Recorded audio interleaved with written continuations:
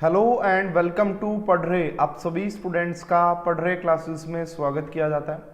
आप सभी को गुड इवनिंग। और कैसे हो भाई आप सभी बच्चे, कैसी चल रही है आप सभी की तैयारी? तो जो लास्ट क्लास हुई थी हमारी वो सैटरडे फ्राइडे को हो नहीं पाई थी।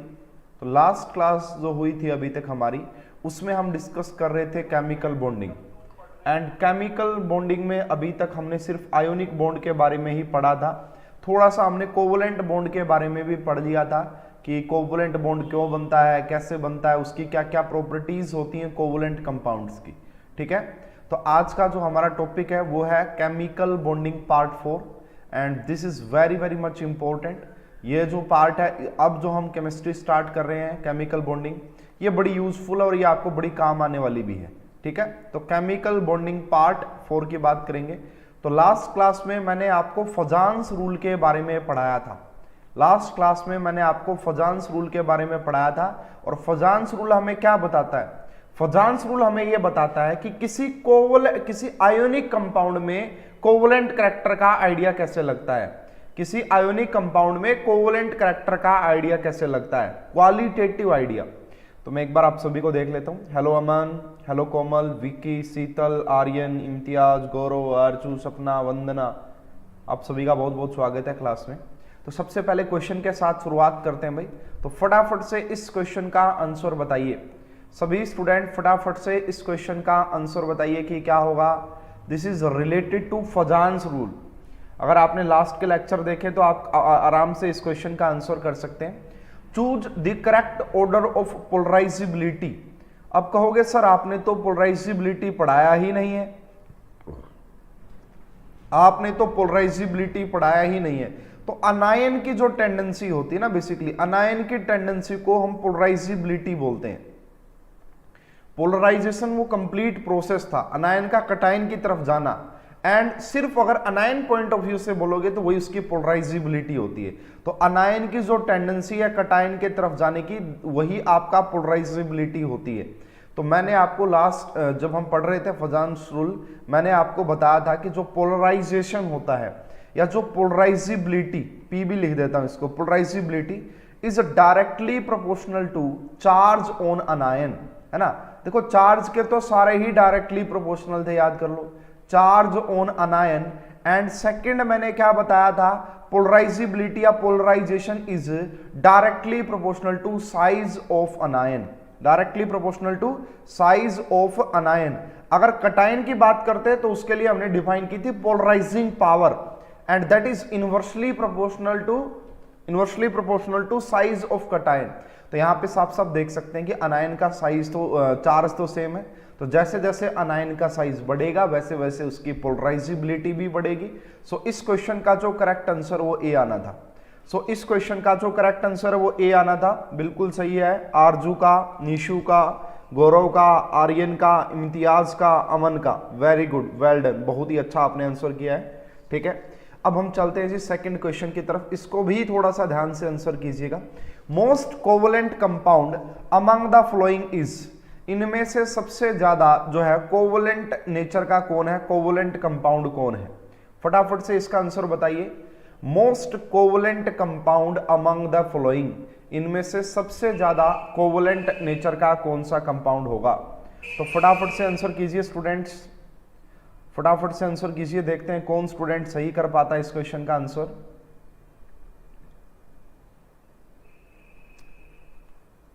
जल्दी से कमेंट करेंगे, जल्दी से।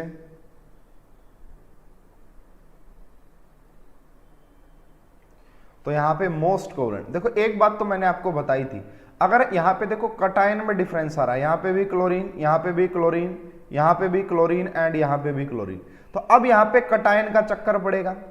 अब मैंने आपको एक बात पढ़ाई थी कि भाई जो आपके नोबल गैस कॉन्फ़िगरेशन होती है, और दूसरी कौन सी पढ़ाई थी मैंने, सूडो नोबल गैस कॉन्फ़िगरेशन। तो जो भी cation pseudo noble gas electronic configuration show करते हैं उनका कोवलेंट करैक्टर ज्यादा होता है as compared to noble gas configuration. तो वहां से अगर मुझसे कोई पूछता कि एक NaCl है और एक CuCl है तो इनमें से ज्यादा कोवलेंट कौन होता, मैं पक्का ही कहता कि CuCl is more covalent in as compared to NaCl। Last class में एक्सप्लेन किया था, फिर भी सारे बच्चे बी बोल रहे हैं, पता नहीं क्या सोच के बोल रहे हैं बी तो यार one of the famous ionic compound है, बी तो one of the famous ionic compound है। आप मेरे पॉइंट्स को ध्यान नहीं रखते हो, आप रिवीजन नहीं करते हो, इसका मतलब आपने रिवीजन नहीं की जब भी गड़बड़ कर रहे हो। अरे भाई ये बात तो मैं ऑलरेडी आपको समझा चुका हूं कि एक CuCl है और एक NaCl है, इन दोनों की बात करोगे तो कौन है इन दोनों में? CuCl। क्यों? क्योंकि copper pseudo noble gas electronic configuration show करता है। ठीक है, अब हम देखेंगे इनमें से, यानी कि एक है कॉपर, एक है सिल्वर और एक है गोल्ड। तो इसके लिए देखो इन तीनों के ऊपर चार्ज यहां पे सेम है, ये भी पॉजिटिव, ये भी पॉजिटिव और ये भी पॉजिटिव। अब दूसरा फैक्टर क्या देखेंगे, देखिए दूसरा फैक्टर यहां पे देखा जाएगा, ये साइज का फैक्टर। तो मैंने आपको पढ़ाया था कि कोवलेंट जो कंपाउंड होता है उसकी बात अगर करोगे तो यहां पे बेसिकली ये देखा जाता है कि जो AuCl होता है ना वो सबसे ज्यादा कोवलेंट नेचर का होता है। AuCl सबसे ज्यादा कोवलेंट नेचर का होता है। इस क्वेश्चन का जो करेक्ट आंसर वो डी आएगा भाई, इस क्वेश्चन का जो करेक्ट आंसर है वो डी आएगा, इसको आप ध्यान रखिएगा डी मेरा सही था। आपने क्या बोला था इम्तियाज, आपने डी, यस बिल्कुल सही है, D is the correct answer, बिल्कुल सही है, D is the correct answer. ठीक है, तो मेरे हिसाब से शायद आपको बात समझ में आ गई होगी। तो ये दो क्वेश्चन थे जो कि फजान्स रूल से रिलेटेड है। अब हम चलते हैं जी नेक्स्ट। तो जैसा कि मैंने आपको लास्ट क्लास में बताया था, नेक्स्ट क्लास में हम डिस्कस करेंगे थ्योरी ऑफ कोवलेंट कंपाउंड या फिर थ्योरी ऑफ कोवलेंट बॉन्ड। तो सबसे पहली थ्योरी हम यहाँ पे पढ़ना स्टार्ट करते हैं जिसका नाम है लेविस ऑक्टेट थ्योरी। बहुत सारी थ्योरीज पढ़ेंगे और यही इंपॉर्टेंट भी है। तो सबसे पहले जो थ्योरी है वो लेविस की थ्योरी पढ़ेंगे हम, ठीक है। उसके बाद VBT पढ़ेंगे, VBT में दो बड़े इंपॉर्टेंट कंसेप्ट पढ़ेंगे, ओवरलैपिंग एंड हाइब्रिडाइजेशन, बहुत इंपॉर्टेंट है। तो सबसे पहले हम स्टार्ट करते हैं लेविस की थ्योरी, ठीक है। इसे हम लेविस ऑक्टेट थ्योरी भी बोलते हैं, तो बेसिकली लेविस नाम के साइंटिस्ट का यही कहना था, देखो नाम में ऑक्टेट भी आ गया नाम में। तो अकॉर्डिंग टू दिस थ्योरी, अगर आप बात करोगे इसका, according to this theory covalent bond is formed between atoms, covalent bond is formed between atoms to complete their octet,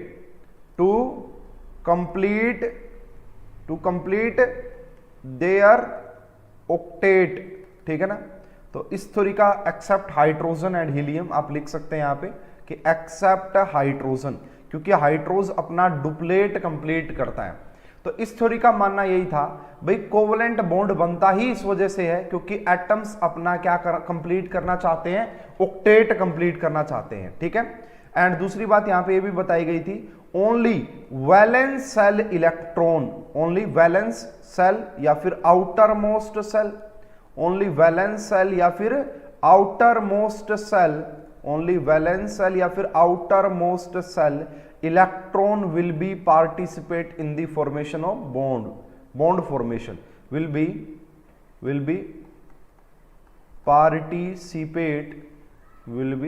participate in the formation of bond, in the formation of bond। तो भाई Levi's की octet theory simple सी थी कि atoms अपना octet complete करना चाहते हैं, इसीलिए वो बॉन्ड बनाते हैं, ठीक है। उसके बाद अगर आप बात करोगे लेविस डॉट स्ट्रक्चर क्या होती है ना, आपने नाम जरूर सुना होगा कि लेविस डॉट स्ट्रक्चर, ठीक है, लेविस डॉट स्ट्रक्चर।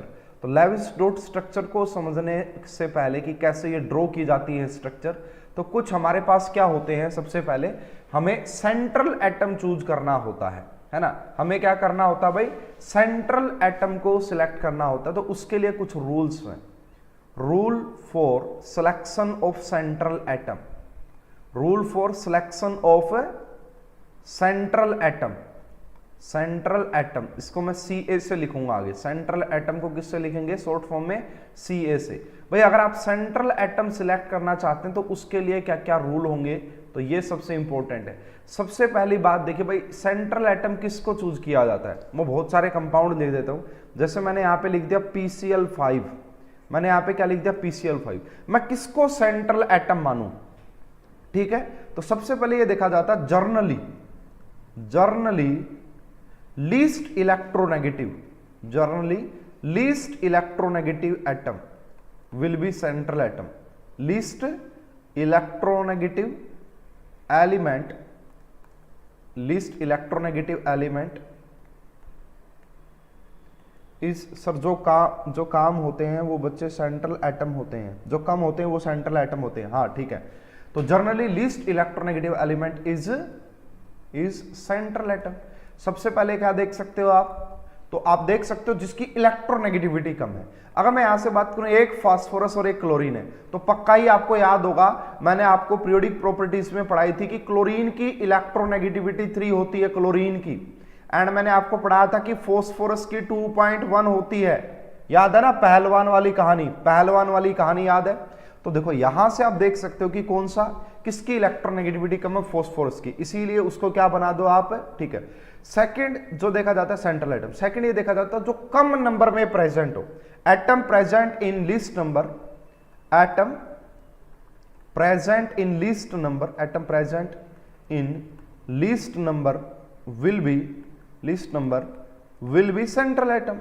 अगर भाई आपका मान लो यहां पे 5 क्लोरीन है और 1 फास्फोरस, तो कम नंबर में फास्फोरस, इसलिए इसी को सेंट्रल एटम बनाएंगे, इसी को सेंट्रल एटम बनाएंगे। उसके बाद तीसरा जो पॉइंट देखा जाता है कि atom having highest atomic mass, atom having highest atomic mass and size.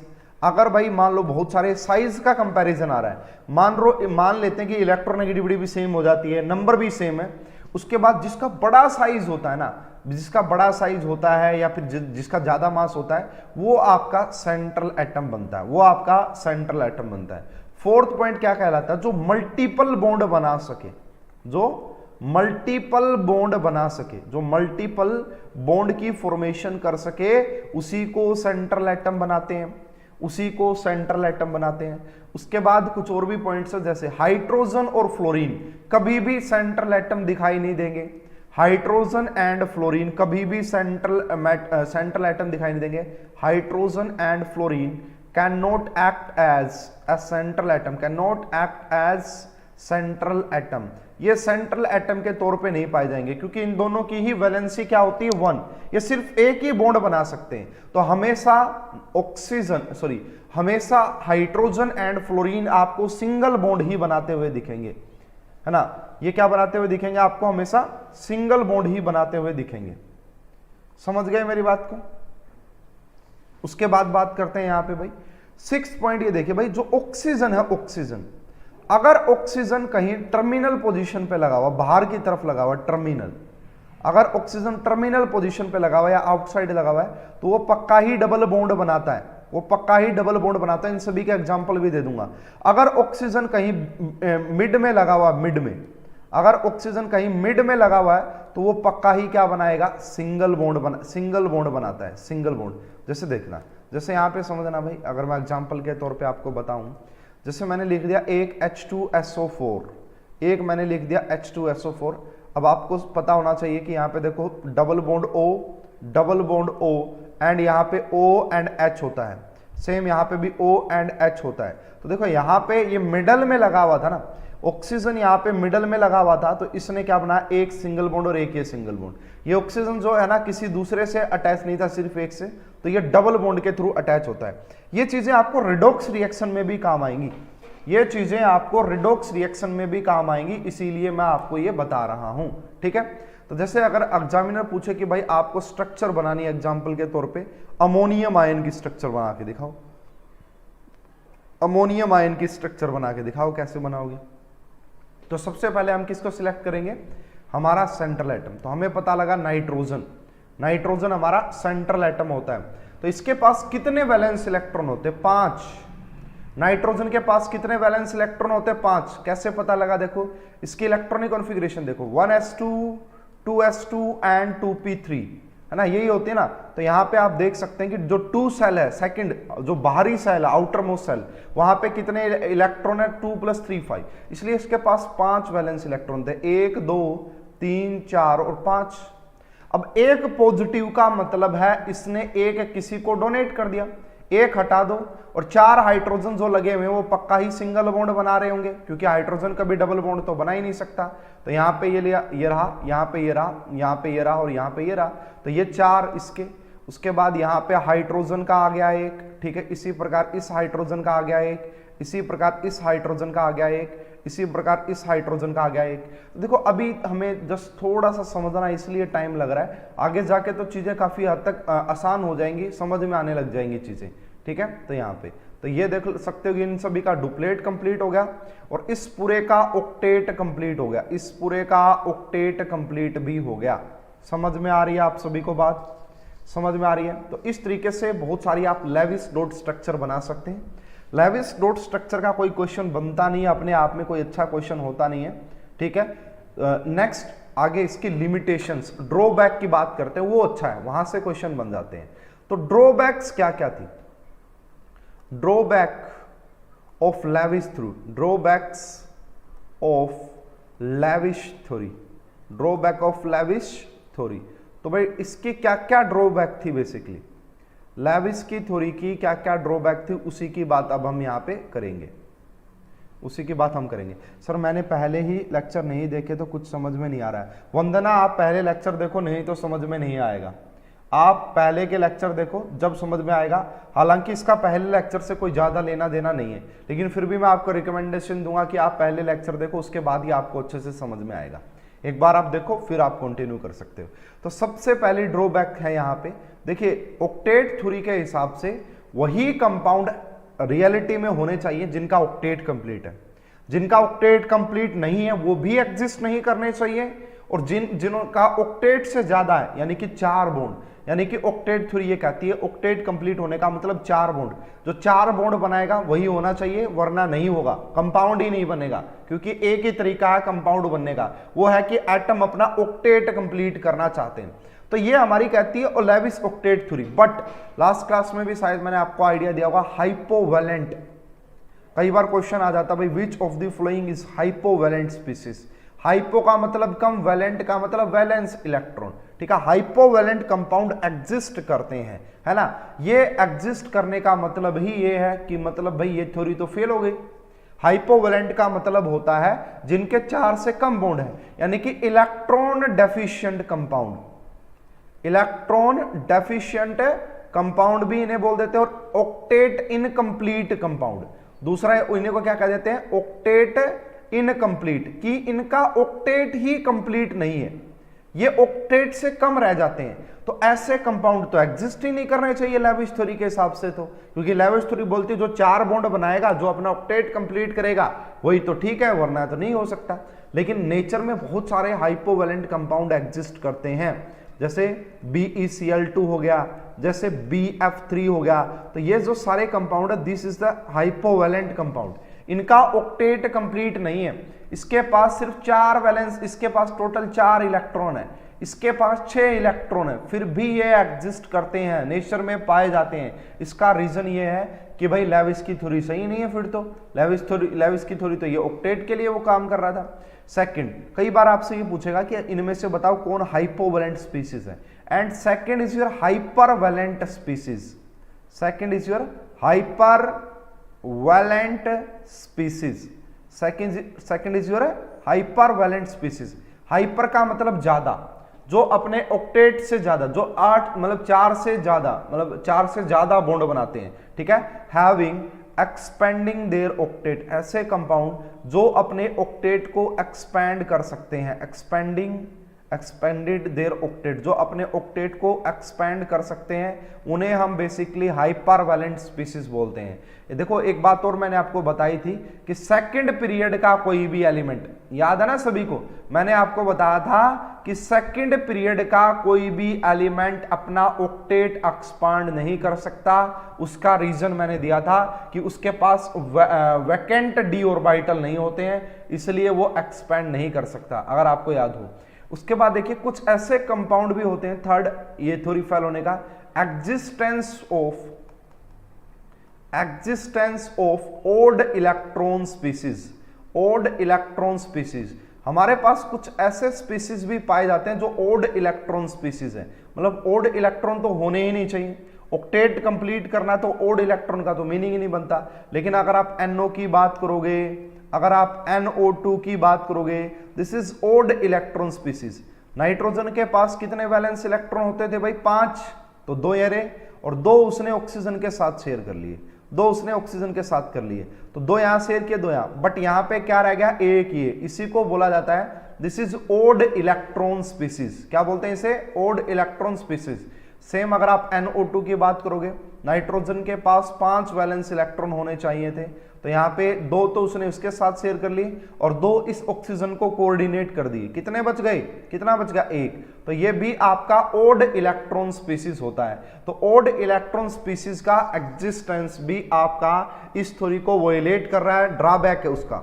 Fourth compound है आपका, फोर्थ इसका जो पॉइंट आएगा वो है आपका existence of compound of xenon.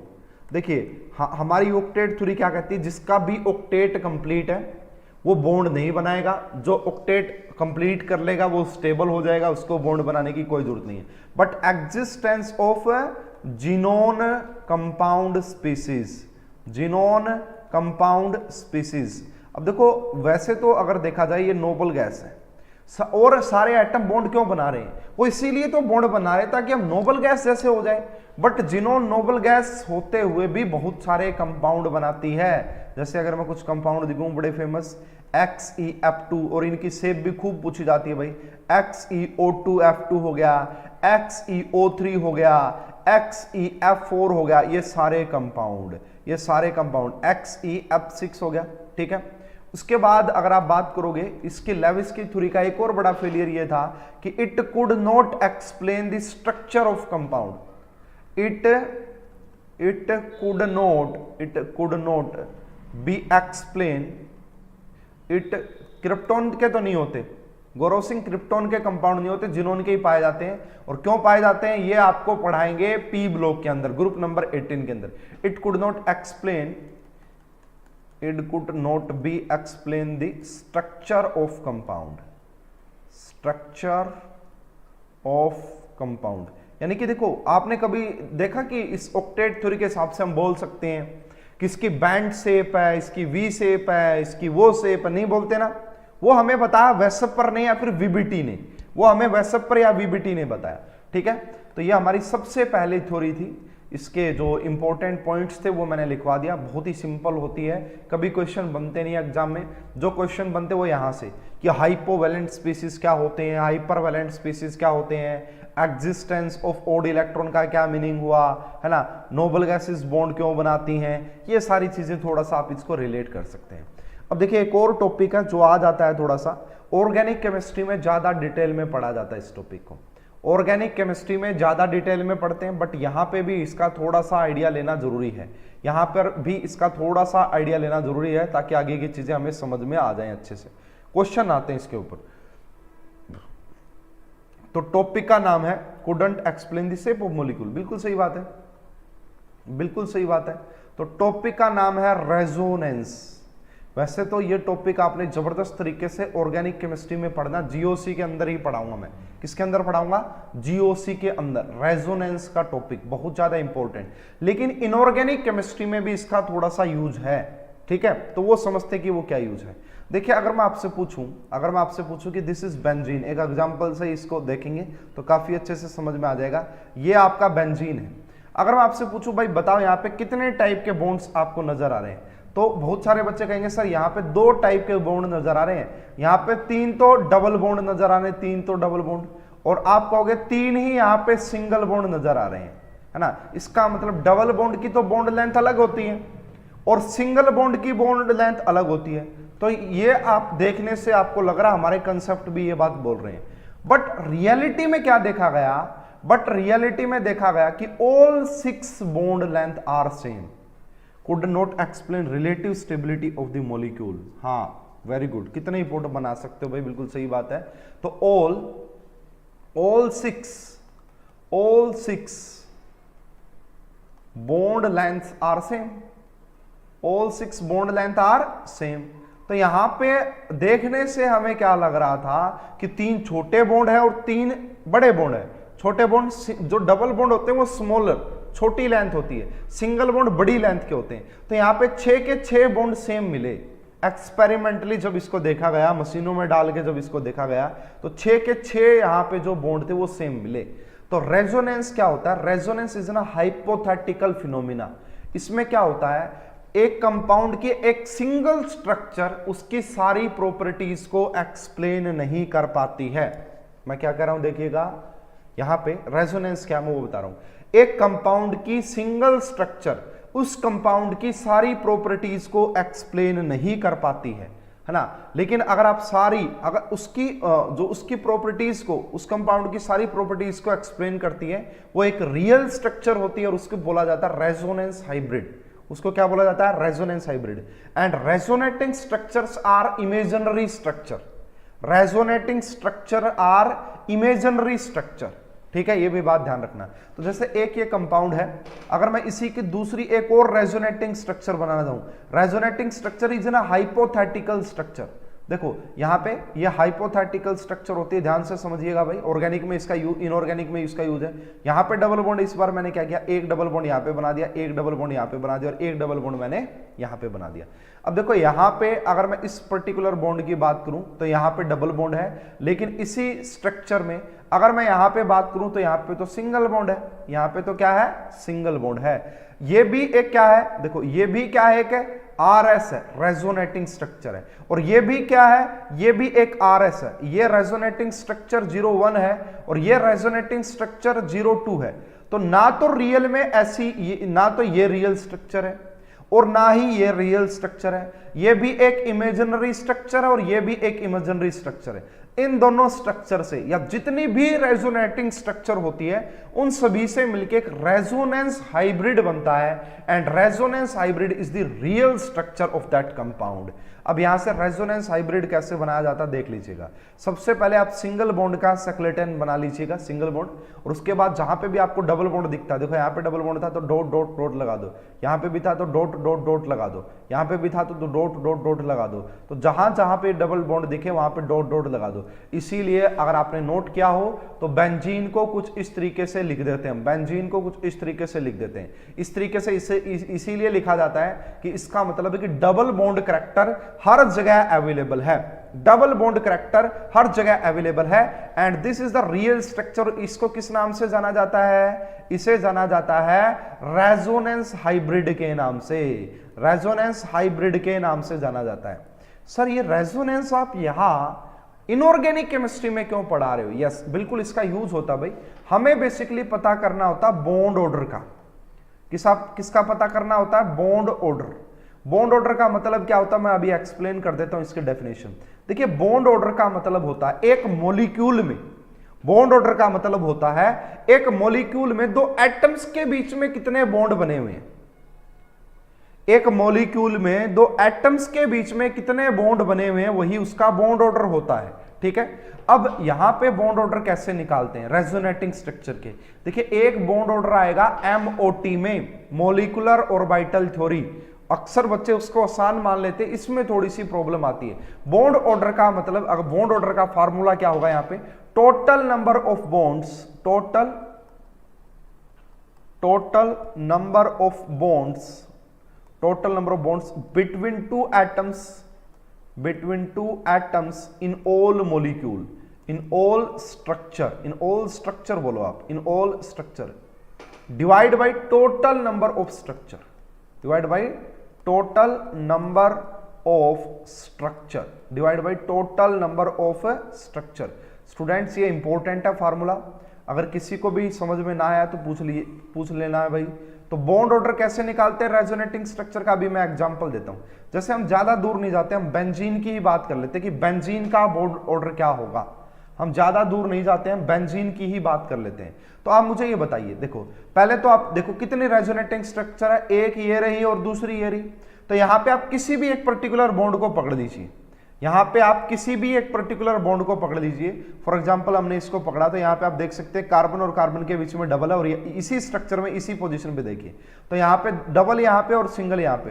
तो क्या मैं ये कह सकता हूं कि टोटल बॉन्ड ऑर्डर, अगर आप बेंजीन की बात करोगे तो मैं क्या कह सकता हूं कि 3 बॉन्ड है। देखो total number of bonds between 2 atom in a structure, in a structure, all structure में। तो यहां पे हमने देखा कि इस पोजीशन पे 2 बॉन्ड है और इस पोजीशन पे इन नेक्स्ट स्ट्रक्चर में 1 है, इसलिए 3 बॉन्ड हो गए। और टोटल रेजोनेटिंग स्ट्रक्चर कितनी है, टोटल रेजोनेटिंग स्ट्रक्चर कितनी 2, तो यहां का बॉन्ड ऑर्डर कितना हो गया 1.5। मतलब कहने का मतलब ये है कि ये वाला बॉन्ड ना तो परमानेंट डबल है एंड ना ही परमानेंट सिंगल है, इसका जो करैक्टर है वो डबल और सिंगल के बीच में होगा। ये परमानेंट ना तो डबल होने वाला और ना ही सिंगल होने वाला। इसका और बहुत बढ़िया यूज आता है कार्बोनेट आयन के अंदर। पहले तो आप मुझे ये बताइए भाई, जो कार्बोनेट आयन होता है क्या वो रेजोनेटिंग स्ट्रक्चर शो करता है?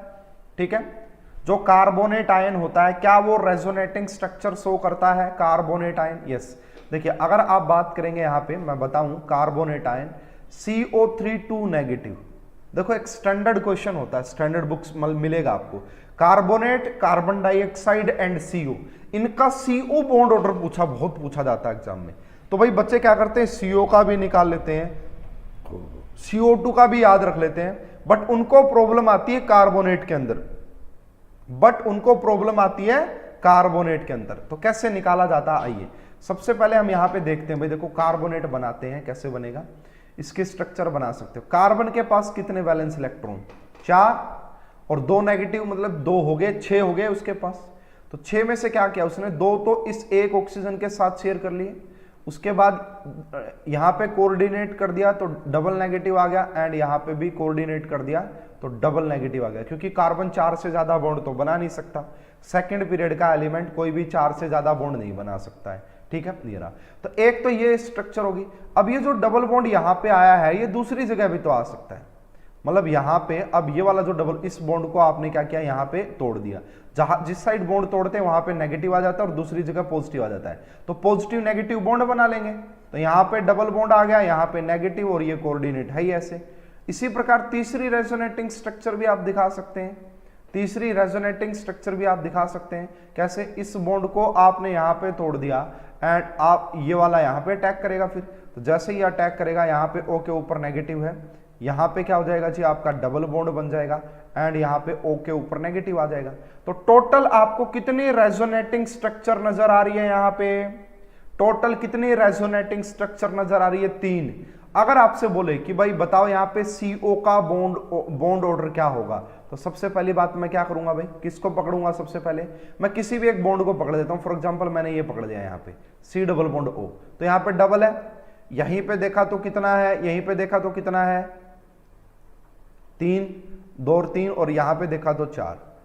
तो कितने बॉन्ड बन रहे हैं दो एटम्स के बीच में, 4। कितनी रेजोनेटिंग स्ट्रक्चर है, 3।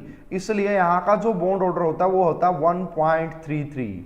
यहां का जो बॉन्ड ऑर्डर होता है कार्बोनेट के अंदर वो क्या होता है, 1.33 बॉन्ड ऑर्डर हो जाएगा। ठीक है, 1.33 बॉन्ड ऑर्डर हो जाएगा।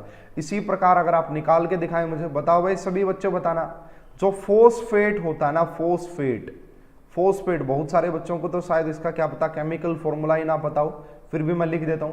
फोस्फेट का होता PO4 एंड 3 नेगेटिव, फोस्फेट का होता PO4 3 नेगेटिव। बताओ कि इसका बॉन्ड ऑर्डर क्या होगा, बताइए कि इसका बॉन्ड ऑर्डर क्या होगा, बताइए इसका बॉन्ड ऑर्डर क्या होगा। तो सबसे पहले आपको स्ट्रक्चर बनानी आनी चाहिए।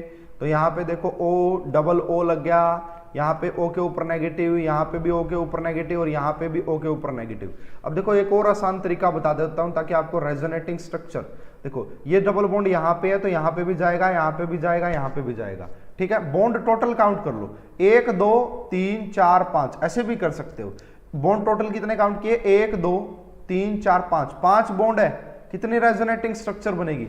एक में डबल बॉन्ड यहाँ पे है, एक में आ जाएगा, एक में आ जाएगा और एक में आ, तो 5 को डिवाइड कर देंगे 4 से, 5 को डिवाइड कर देंगे 4 से, तो यहाँ का जो बॉन्ड ऑर्डर आ जाएगा वो आएगा 1.25 के आसपास। किसके आसपास आएगा? 1.25 के आसपास आ जाएगा।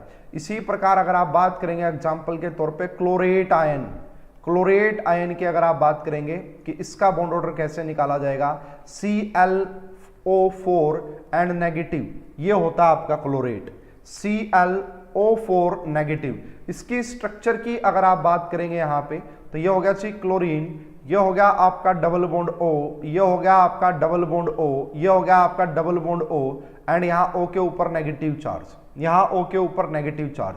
अगर आप इसका बॉन्ड ऑर्डर निकालने जाएंगे तो कैसे? देखो बॉन्ड काउंट कर लो टोटल कितने हैं, तो यहाँ पे देखा 1 2 3 4 5 6 7, 7 बॉन्ड है। कितनी रेजोनेटिंग स्ट्रक्चर बनेगी? 4। कैसे? एक में यहाँ सिंगल बॉन्ड है, एक में यहां सिंगल आ सकता है, एक में यहां सिंगल आ सकता है और एक में यहां सिंगल, तो ये 7 को डिवाइड कर देना 4 से, 7 को डिवाइड कर देना 4 से, तो 1.78 के आसपास आ जाएगा, 1.78 के आसपास आ जाएगा। तो दिस इज दी, ये देखो इनऑर्गेनिक केमिस्ट्री में इस पैटर्न का क्वेश्चन बनता है, इनऑर्गेनिक केमिस्ट्री में इस पैटर्न का क्वेश्चन बनता है। देखो मैं थोड़ा सा हिंट और देता हूं, आगे बाकी और ज्यादा डिटेल में पढ़ाऊंगा। देखिए 2 बातें और होती हैं यहाँ पे स्टूडेंट, है ना, आगे जाके और ज्यादा डिटेल में पढ़ाऊंगा, लेकिन 2 बातें और होती हैं यहाँ पे, उनको भी आप नोट डाउन कर लें ताकि वो काफी इंपॉर्टेंट है। कि जो आपकी बॉन्ड स्ट्रेंथ होती है, बॉन्ड स्ट्रेंथ जिसे हम BS लिख देता हूं, is directly proportional to bond order. देखिए अरे जितने ज्यादा बॉन्ड बनेंगे उन बॉन्ड्स को तोड़ने के लिए उतनी ज्यादा स्ट्रेंथ चाहिए होगी। एक सिंगल बॉन्ड है, मान लो एक तो ये अकेला पेन है, तो इसको तोड़ना आसान है, 2 होंगे और मुश्किल हो जाएगा, 3 होंगे और मुश्किल हो जाएगा। तो bond strength is directly proportional to bond order, जिसका बॉन्ड ऑर्डर जितना ज्यादा उसकी बॉन्ड स्ट्रेंथ उतनी।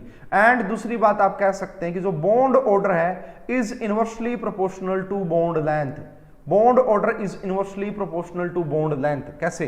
देखिए भाई अगर ये लंबा है ना तो इसको तोड़ना आसान है, अगर ये छोटा होता इसकी बॉन्ड लेंथ कम होती, इसका मतलब बॉन्ड लेंथ कम क्यों हुई होगी? क्योंकि वहां पे फोर्स ऑफ ट्रैक्शन ज्यादा रही होगी आपस में। तो ये बात भी ध्यान रखिएगा, ये वाला पॉइंट काफी इंपॉर्टेंट हो जाता है, ये वाला पॉइंट काफी इंपॉर्टेंट हो जाता है। ठीक है, उसके बाद भाई देखो जो रेजोनेटिंग स्ट्रक्चर्स होती है इनकी स्टेबिलिटी को लेके भी बहुत सारे पॉइंट्स होते हैं, तो वो इतना ज्यादा इंपॉर्टेंट है नहीं अभी पॉइंट ऑफ व्यू से।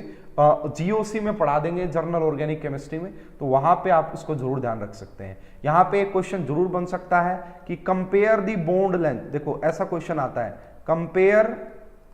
Compare the CO bond length in following, in the following, इनमें से आपको कंपेयर करनी है CO बॉन्ड लेंथ की बात हो रही है भाई यहाँ पे। ये बात जरूर ध्यान रखें कि बॉन्ड लेंथ पूछ रहा है किस किस के बीच में, सबसे पहला कार्बोनेट, उसके बाद कार्बन डाइऑक्साइड एंड CO। ये क्वेश्चन है जी परफेक्ट, ये आता ही आता है ऐसा क्वेश्चन, मैंने देखा कि ऐसा क्वेश्चन आता ही आता है। तो सबसे पहले मैंने लिख दिया भाई यहाँ पे कि यही ऑर्डर आएगा फर्स्ट ऑप्शन।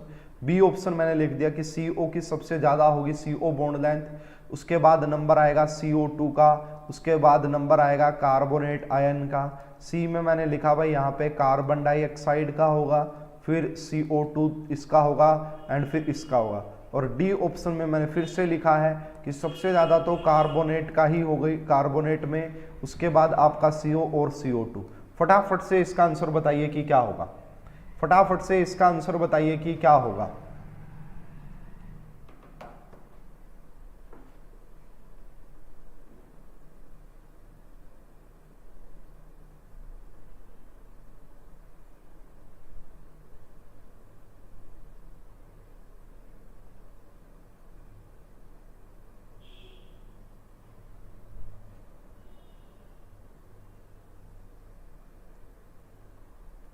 फटाफट से बताओ भाई, फटाफट से।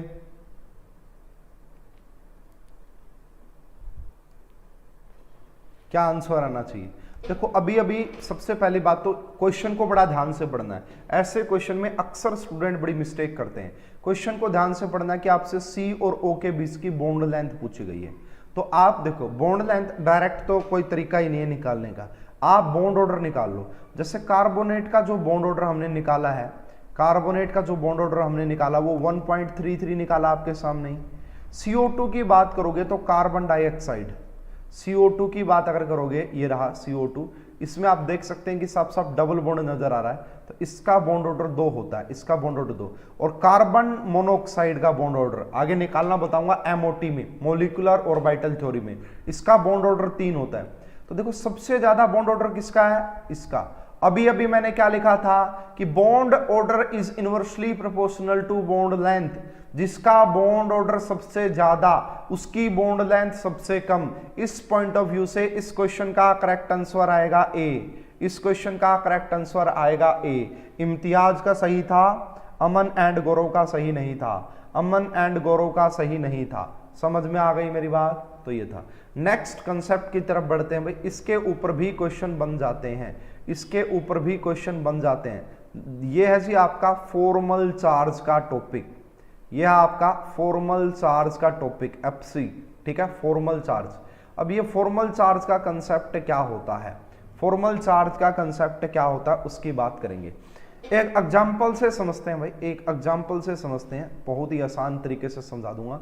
ये जो ओजोन है, ये जो ओजोन है, इस ओजोन के ऊपर ओवरऑल अगर आप चार्ज देखोगे तो क्या है, अगर कुछ नहीं है तो 0 है, O3 है। अगर आप इसके ऊपर बात करोगे तो इसके ऊपर ओवरऑल चार्ज कितना है, 3 है। लेकिन ये 3 कैसे हुआ होगा, हो सकता है यहाँ पे 3 ऑक्सीजन नजर आ रहे हैं। पहली पॉसिबिलिटी ये हो सकती है कि भाई एक ऑक्सीजन पे -1 रहा हो, एक ऑक्सीजन पे 0 रहा हो और एक पे +1 रहा हो। या फिर दूसरी पॉसिबिलिटी ये हो सकती है कि सारे ऑक्सीजन पे 0 रहा हो। तीसरी पॉसिबिलिटी ये हो सकती है कि एक ऑक्सीजन के ऊपर 2 रहा हो और एक एक ऑक्सीजन के ऊपर -1 रहा हो, तभी तो 0 आया है ना। तो फॉर्मल चार्ज का मीनिंग होता है basically charge is present in the complete ion और नॉट एनी इंडिविजुअल एटम। तो भाई अगर फॉर्मल चार्ज के हेल्प से हम क्या निकालते हैं, फॉर्मल चार्ज के हेल्प से हमें यह पता लग जाता है भाई एक मॉलिक्यूल में एक पर्टिकुलर एटम पे, इंडिविजुअल एटम पे क्या चार्ज है। With the help of formal charge हम इसका पता कर सकते हैं, with the help of formal charge हम इसके पता कर सकते हैं। फॉर्मल चार्ज निकालने का एक फॉर्मूला होता है, फॉर्मल चार्ज निकालने का एक फॉर्मूला होता है बड़ा आसान सा। तो वो क्या होता है, सबसे पहले होता है number of valence electron. Formal charge निकालने का एक बहुत ही आसान सा तरीका है नंबर ऑफ वैलेंस इलेक्ट्रॉन, जिसे हम कैपिटल V से लिख देते हैं, कैपिटल V से। उसके बाद यहाँ पे माइनस क्या किया जाता है, यहाँ पे loan pair of electron, loan pair of electron. भाई लोन पेयर ऑफ इलेक्ट्रॉन कितने हैं, एंड प्लस में बॉन्ड पेयर ऑफ इलेक्ट्रॉन कितने हैं, एंड प्लस में बॉन्ड पेयर ऑफ इलेक्ट्रॉन कितने, और इसको बेसिकली 2 से डिवाइड कर दिया जाता है। ठीक है, इन दोनों का सम जो होगा उसको 2 से डिवाइड कर दो, या अलग अलग से रख लेना, फिर वो एक पर्टिकुलर एटम की बात कर लेना।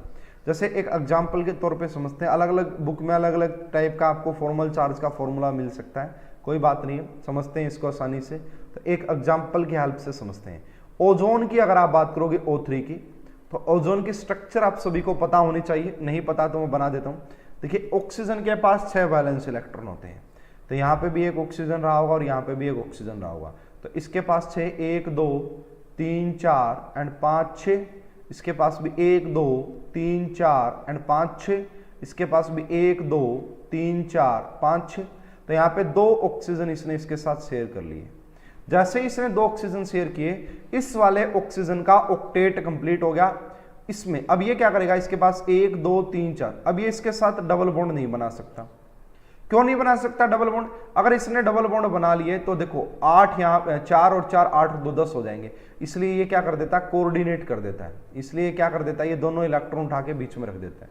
इसको मैंने नाम दे दिया ऑक्सीजन 1, इसको दे दिया ऑक्सीजन 2, ऑक्सीजन 3। तो यहाँ पे आपको अलग अलग ऑक्सीजन के ऊपर फॉर्मल चार्ज निकालना है, यहाँ पे आपको अलग अलग ऑक्सीजन के ऊपर फॉर्मल चार्ज निकालना है। तो सबसे पहले हम ऑक्सीजन नंबर 1 का फॉर्मल चार्ज निकालते हैं। तो क्या बताया मैंने, सबसे पहले नंबर ऑफ वैलेंस इलेक्ट्रॉन। तो कितने वैलेंस इलेक्ट्रॉन होते हैं भाई ऑक्सीजन के पास, 6। माइनस में यहाँ पे लोन पेयर ऑफ इलेक्ट्रॉन कितने, 1 2 3 4, कितने हैं 4। देखो इस पहले वाले ऑक्सीजन पे 4 valence loan pair of electron है, और यहाँ पे बॉन्ड पेयर ऑफ इलेक्ट्रॉन कितने हैं 2। कितने हैं, प्लस में 2, तो 6 में से 6 गए, 6 में से 6 गए तो कितने बचेंगे, 6 में से 6 गए तो कितने बचेंगे, 0। इसीलिए इस वाले ऑक्सीजन के ऊपर 0 चार्ज है, इस वाले ऑक्सीजन पे 0 चार्ज है। सेकंड वाले अगर ऑक्सीजन के पास जाएंगे आप तो इसके पास 6 वैलेंस इलेक्ट्रॉन है minus, loan pair of electron कितना, सिर्फ 2, लोन पेयर ऑफ इलेक्ट्रॉन कितने, 2, बॉन्ड पेयर की बात करोगे 1 2 3 4, तो बॉन्ड पेयर ऑफ इलेक्ट्रॉन कितने आ रहे हैं भाई, यहाँ पे बॉन्ड पेयर ऑफ इलेक्ट्रॉन कितने आ रहे हैं, 1 मिनट भाई थोड़ा सा मुझे रुकना पड़ेगा यहाँ पे, बॉन्ड पेयर ऑफ इलेक्ट्रॉन कितने आ रहे हैं, तो 1 मिनट रुकिए, 4 जोड़ोगे 2 से डिवाइड करोगे बात बनने वाली नहीं है, तो बॉन्ड पेयर ऑफ इलेक्ट्रॉन कितने आ रहे हैं उसकी बात हमने करनी है, इसके ऊपर आएगा एक पॉजिटिव, तो ठीक है। लोन पेयर वाले तो 2 हो गए भाई, लोन पेयर वाले 2 हो गए, माइनस में 3 आ रहे हैं बॉन्ड पेयर वाले, माइनस में 3, एक तो 3 आएंगे भाई यहाँ पे, बॉन्ड पेयर वाले कितने आएंगे, 3, तो ये इसका आएगा 1, 3 क्यों आएंगे, देखिए valence electron minus non bonding electron and 1/2 bonding electron, valence electron फिर आएगा non bonding electron and minus में 1/2 बॉन्डिंग इलेक्ट्रॉन ना, उस हिसाब से, अच्छा 1 मिनट रुकिए, 1 मिनट, सही कह रहे हो, बिल्कुल सही कह रहे हो, यही बात होगी, यही बात होगी, बिल्कुल सही है आपका, देखो ये भी ठीक है, जो गौरव सिंह बता रहे हैं वो भी बिल्कुल सही है। देखिए इसको चलो इस फॉर्मूले को मॉडिफाई कर लेते हैं ना ताकि आपको अच्छे से समझ में आ जाए, हालांकि बात वही है, हालांकि बात वही है, नंबर ऑफ इलेक्ट्रॉन प्लस में जो बॉन्ड पेयर होंगे ना, जो टोटल बॉन्ड पेयर होंगे उसको 2 से डिवाइड कर देना, जो टोटल बॉन्ड पेयर होंगे उसको 2 से डिवाइड कर देना, ये बनेगा फॉर्मूला। तो 6 थे यहाँ पे, उसके बाद यहाँ पे लोन पेयर कितने आ गए थे, 4 ही आ गए थे लोन पेयर वाले इलेक्ट्रॉन, बॉन्ड पेयर कितने थे टोटल, 1 2 3 4, मतलब टोटल बॉन्ड पेयर देखोगे तो 4, अगर आप 4 की बात करोगे तो क्या हो जाएगा, यहाँ पे 4 को 2 से डिवाइड करोगे तो बात तो वही आ गई ना सेम। इसमें देखो ध्यान से, 6 तो वैलेंस इलेक्ट्रॉन, अब यहाँ पे 2 लोन पेयर हो गए, अब बात आती है कि यहाँ पे वैलेंस इलेक्ट्रॉन कितने हैं, अब बात क्या आती है यहाँ पे, सॉरी बॉन्डेड वाले कितने, तो 1 2 3 4 5 6, 6 हैं, 6 का आधा करोगे तो कितना बन जाएगा, 3, 6 का आधा करोगे तो कितना बन जाएगा, 3, तो कितना आ गया, 6 में से 5 गए तो +1, 6 में से 5 गए तो हीलियम और बॉन्ड पेयर भी 3 है, क्या कह रहे हो भाई, हाँ। उसके बाद अगर आप O3 की बात करोगे तो देखो यहाँ पे 6 वैलेंस इलेक्ट्रॉन, अब यहाँ पे देखो लोन पेयर ऑफ इलेक्ट्रॉन कितने, 1 2 3 4, कितने हैं लोन पेयर ऑफ इलेक्ट्रॉन कितने, 6 ही हैं, लोन पेयर ऑफ इलेक्ट्रॉन कितने यहाँ पे 6 हैं, बॉन्ड पेयर कितने हैं, बॉन्ड पेयर 2, और 2 का आधा करोगे 1 आ जाएगा, 2 का आधा करोगे तो कितना आ जाएगा 1, तो इसको जब आप देखेंगे, इसको जब आप देखेंगे तो यहाँ पे क्या आएगा, 1 मिनट रुको यार, कहीं ना कहीं गड़बड़ी, अच्छा प्लस आता है ना यहाँ पे, तो यहाँ पे भी प्लस करो और यहाँ पे भी प्लस करो तब ठीक है, तो 6 में से 6 -7 करोगे तो -1, यानी कि अब देखो पहले वाले ऑक्सीजन पे कोई चार्ज नहीं है, दूसरे वाले पे +1 होता है और तीसरे वाले पे -1 होता है, और ये काफी हद तक ठीक भी है, ये काफी हद तक ठीक भी है, क्यों, क्योंकि जिस साइड ये कोऑर्डिनेट बॉन्ड दिखाया जाता है वहां पे नेगेटिव चार्ज शो करते हैं, वहां पे नेगेटिव चार्ज शो करते हैं। एक बार भाई मुझे बता दो कि आपको ये समझ में आ गया या नहीं आया, एक बार मुझे बता दो कि आपको ये समझ में आ गया या फिर नहीं आया, नहीं तो फिर इसको दूसरे तरीके से डिस्कस करते हैं, फटाफट से बताओ भाई समझ में आया क्या, बोलिए जल्दी से।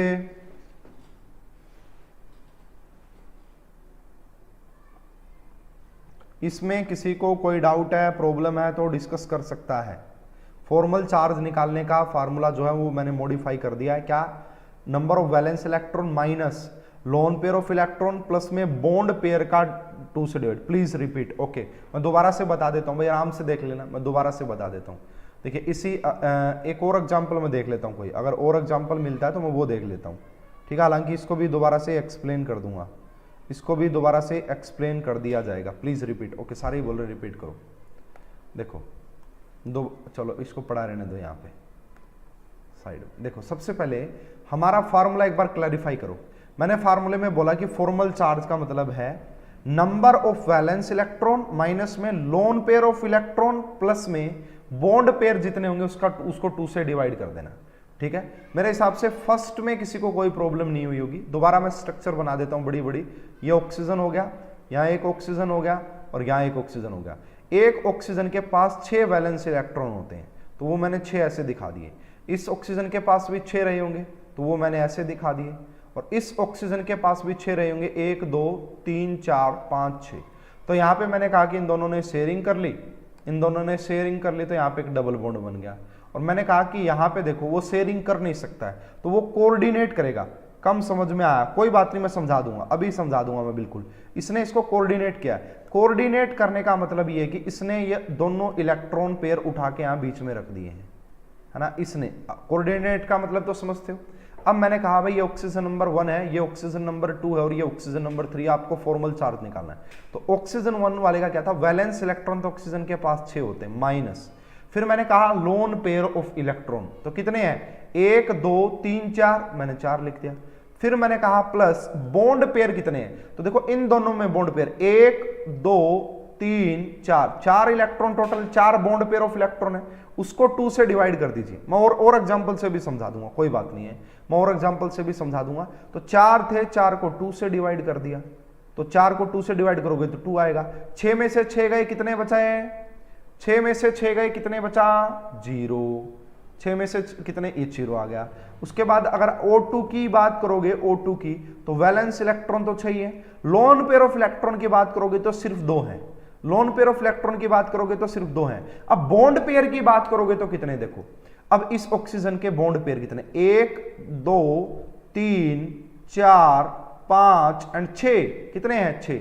6 को किससे डिवाइड कर दो, 2 से। 6 को किससे डिवाइड कर दो, 2 से। तो कितना आ गया, 3 और 2 5, 6 में से 5 जाएगा तो 1 ही बचेगा।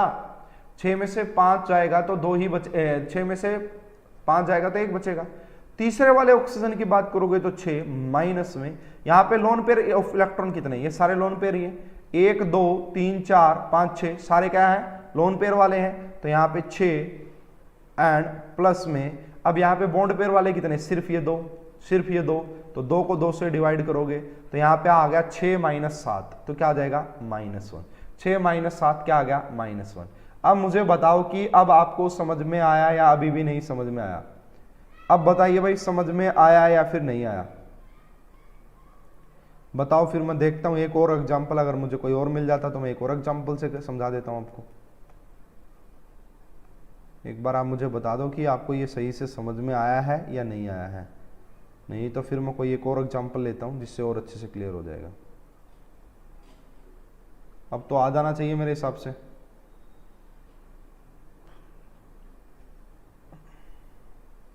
यस, क्लियर, आसान है ना। चलो ज्यादा दूर क्यों जाते हैं, कार्बोनेट के ऊपर आ जाते हैं। जो कार्बोनेट है CO3 2 नेगेटिव, है ना। अब इसके अगर आपको फॉर्मल चार्ज निकालने हैं तो कैसे निकालोगे। सबसे पहली बात तो हमें पता कि कार्बन के पास कितने वैलेंस इलेक्ट्रॉन होते हैं। Clear sir. अब एक और एग्जांपल, बिल्कुल ठीक है। कार्बन के पास कितने वैलेंस इलेक्ट्रॉन होते हैं, 4 होते हैं, ठीक है भाई। तो 1 2 3 और 4 होते हैं, और ऑक्सीजन 3 ऑक्सीजन लगे हुए हैं, तो पक्का ही इस ऑक्सीजन का और इसका क्या हो गया होगा भाई, यहाँ पे ऑक्टेट कंप्लीट करने से मतलब है हमें, तो ये राजी यहाँ पे, तो ये बना।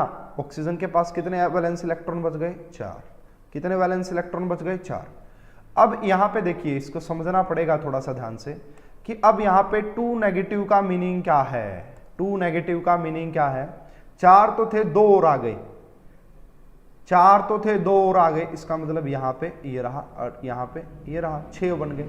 और ये ऑक्सीजन 1 2 3 4 5 6, ये ऑक्सीजन 1 2 3 4 5 6।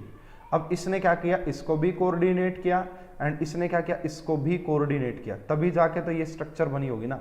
अगर अब आपसे कहे कि इसके ऊपर बताओ क्या चार्ज आएगा, इसके ऊपर फॉर्मल चार्ज, तो formal charge on oxygen number 1, तो मैं कैसे करूंगा भाई, कैसे करूंगा।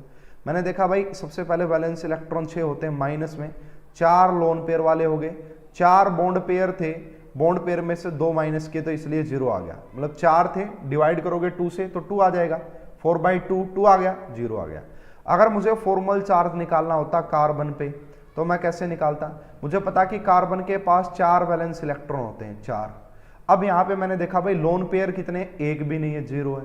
प्लस में ये प्लस लिखना भाई, मैं गलती से लिख देता हूँ, प्लस में यहाँ पे अब बॉन्ड पेयर देखने कितने हैं, तो मैंने देखा 1 2 3 4 5 6 7 8, 8 बॉन्ड पेयर हैं।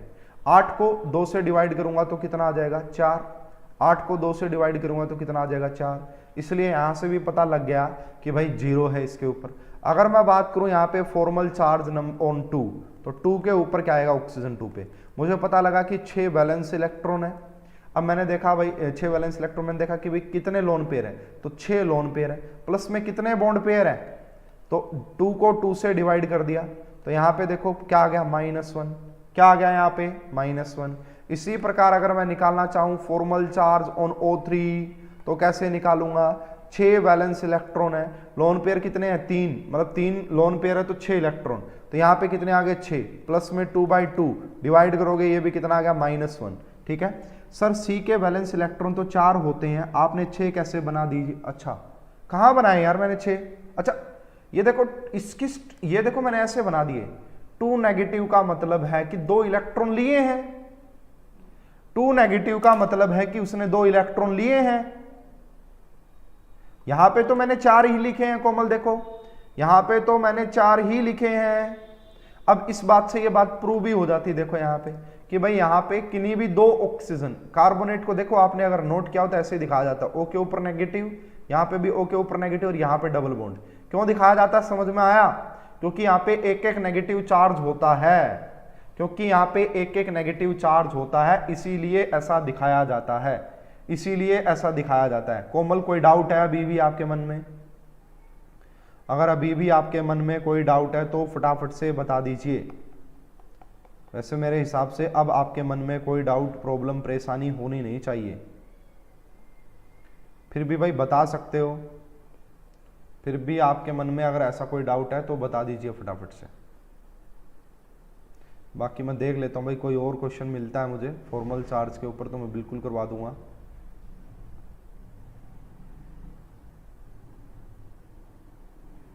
ओके सर, समझ गई। ओके भाई, किसी और स्टूडेंट को कोई डाउट है क्या, एक और क्वेश्चन देखें क्या फिर इसके ऊपर, या कर लोगे अब आप मेरे हिसाब से, फॉर्मल चार्ज का अब हो जाना चाहिए। ओके क्लियर है, चलो भाई, तो अब मेरे हिसाब से आपको क्लियर होगा, ये फॉर्मूले का यूज करना भी आ गया होगा और क्वेश्चन भी आ गए होंगे। अब देखो भाई, कल हम स्टार्ट करेंगे VBT, कल हम स्टार्ट करेंगे VBT, वैलेंस बॉन्ड थ्योरी। सबसे पहले देखिए, कोई भी थ्योरी जो होती है उसके कुछ पोस्टुलेट्स होते हैं, तो पोस्टुलेट्स देखेंगे कि VBT ने क्या क्या पॉइंट्स कहे थे, क्या क्या बातें बताई थी। उसके बाद कल हम ओवरलैपिंग पढ़ना स्टार्ट कर देंगे, बहुत ही इंपॉर्टेंट कंसेप्ट होता है, बड़ा मजेदार होता है भाई, ओवरलैपिंग को समझेंगे कल। तो अब ये थोड़ी सी है ना, ज़्यादा अगर आप अच्छे लेवल पे सीखना चाहते हैं तो कल से अच्छे से लेक्चर्स को फॉलो करना पड़ेगा, ठीक है। अच्छा भाई, जो भी बच्चे मुझसे इलेक्ट्रॉनिक कॉन्फ़िगरेशन के बारे में बोल रहे थे तो उनको मैं दो चार मिनट में क्लियर कर देता हूँ। काफ़ी दिन से वो कह रहे हैं कि सर इलेक्ट्रॉनिक कॉन्फ़िगरेशन कैसे लिखते हैं, हमें बता दीजिए। इलेक्ट्रॉनिक कॉन्फ़िगरेशन EC, तो उनको थोड़ा सा 2 मिनट में बता देता हूँ। देखिए, सबसे पहले मेन प्रॉब्लम आती है स्टूडेंट्स को इलेक्ट्रॉन फिल करने में, कि सर पहले किस में इलेक्ट्रॉन फिल करें, किस और बाद में किस में इलेक्ट्रॉन फिल करें, और किसके अंदर कितने फिल करें, है ना, किसके अंदर कितने फिल करें। सबसे पहली बात तो देखिए, कोई भी एक जो ऑर्बिटल होता है, ऑर्बिटल, एक ऑर्बिटल जो होता है या एक सबसेल जो होती है, उसके अंदर मैक्सिमम 2 इलेक्ट्रॉन आ सकते हैं। मैक्सिमम कितने इलेक्ट्रॉन आ सकते हैं, 2 इलेक्ट्रॉन आ सकते हैं। समझ में आ गई बात, समझ में आ गई बात। दूसरी बात यह है कि भाई जो S का एक ही ऑर्बिटल होता है, इसलिए S के अंदर मैक्सिमम 2 इलेक्ट्रॉन आ सकते हैं। P के 3 ऑर्बिटल होते हैं, नाम सुना होगा आपने, PX, PY एंड PZ, इसलिए P के अंदर मैक्सिमम 6 इलेक्ट्रॉन आ सकते हैं। D के अंदर होते हैं 5 ऑर्बिटल, कौन कौन से, DXY, DYZ, DZX, DX² minus Y² and DZ²। तो इसलिए कितने आ सकते हैं, 10 आ सकते हैं, एक में 2। अब यहां से देखिए, अब बहुत सारे बच्चे बोलते हैं सर कि 1, ये 1s हो गया, ये 1s हो गया, ये 2s 2p हो गया, ये आपका 3s 3p 3d हो गया, है ना, ये आपका 4s 4p 4d and 4f हो गया। अब पहले इलेक्ट्रॉन 1s में ही क्यों भरते हैं, पहले इलेक्ट्रॉन 1s में ही क्यों भरते हैं? इसके पीछे होता भाई n+l रूल। क्या होता है इसके पीछे? n+l rule. ये कहता भाई जिसकी n+l की वैल्यू कम होगी उसकी एनर्जी भी कम होगी, और जिसकी एनर्जी कम होते हैं पहले आप इलेक्ट्रॉन उसमें भरिए, पहले इलेक्ट्रॉन आप उसमें भरिए। अब आप कहोगे सर ये n और l क्या है? n का मतलब होता है principal quantum number, principal quantum number. l का मतलब होता है एज़्यूमिथल क्वांटम नंबर, और इसकी वैल्यू फिक्स होती है। l की वैल्यू 0 होती है s के लिए, s के लिए, l की वैल्यू 1 होती है p के लिए, l की वैल्यू 2 होती है d के लिए, l की वैल्यू 3 होती है f के लिए, ये फिक्स होता है। अब मैं अगर 1s की बात करूं तो यहाँ पे n की वैल्यू तो मुझे साफ साफ दिख रही कि 1 है, n की वैल्यू तो साफ साफ दिख रही है, और s के लिए l की वैल्यू कितनी होती 0, तो यहाँ पे n+l की वैल्यू कितनी आ गई 1। अगर वहीं पे 2s की बात करोगे तो 2 प्लस में 0 2, यानी कि इनमें से किसकी n+l की वैल्यू कम है? तो 1s की n+l की वैल्यू कम है, इसका मतलब इसकी एनर्जी कम है। अगर इसकी एनर्जी कम है तो हमेशा पहले इसमें इलेक्ट्रॉन भरिए, है ना, इसीलिए सबसे पहले 1s में इलेक्ट्रॉन भरा जाता है, फिर 2s में, फिर 2p में। अब क्वेश्चन यह आएगा सर हमारे पास दो ऑप्शन है 2p and 3s, 2p and 3s। तो अगर आप 2p की बात करेंगे तो 2 + 1 करना पड़ेगा 3, n+l की बात करोगे तो 3। अगर आप 3s की बात करेंगे तो 3 + 0 3। अब n+l की वैल्यू सेम हो चुकी है, यहां पे n+l की वैल्यू सेम हो चुकी है, तो 2p में क्यों भरा सर? अगर n+l की वैल्यू सेम हो जाए, अगर n+l की वैल्यू सेम हो जाए तो उसमें इलेक्ट्रॉन भरना जिसमें n की वैल्यू लोवेस्ट हो, जिस उसकी एनर्जी कम होती है जिसमें n की वैल्यू लोवेस्ट हो। तो यहां पे 2p, यहां पे 2 वाले के अंदर हमने पहले इलेक्ट्रॉन इसलिए भरा है, यहां पे हमने 2 वाले के अंदर इलेक्ट्रॉन इसलिए भरा है। क्या आप मेरी बात को समझ पाए? तो इस तरीके से इलेक्ट्रॉनिक कॉन्फ़िगरेशन लिखी जाती है भाई, इस तरीके से इलेक्ट्रॉनिक कॉन्फ़िगरेशन लिखी जाती है। बोलो भाई फटाफट से, स्टूडेंट्स बोलिए, समझ में आ गया?